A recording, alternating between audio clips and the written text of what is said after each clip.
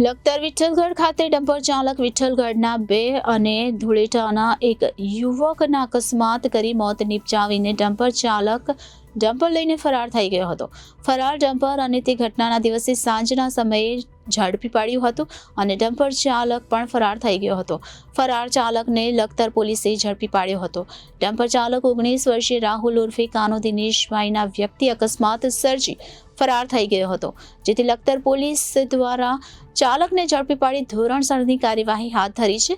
Dumper ચાલક બેફામ અને ગફલત ભરી રીતે ચલાવતા હોવાના સોશિયલ મીડિયામાં વિડીયો પણ વાયરલ થયા હતા.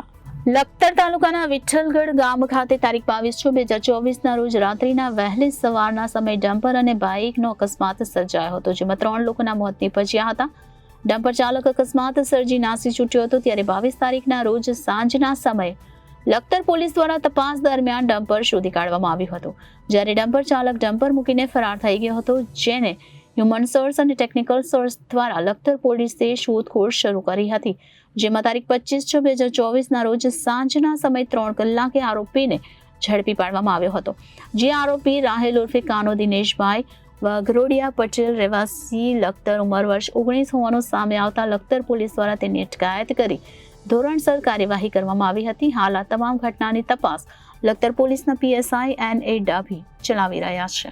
Bureau report Janadesh news, Surendranagar.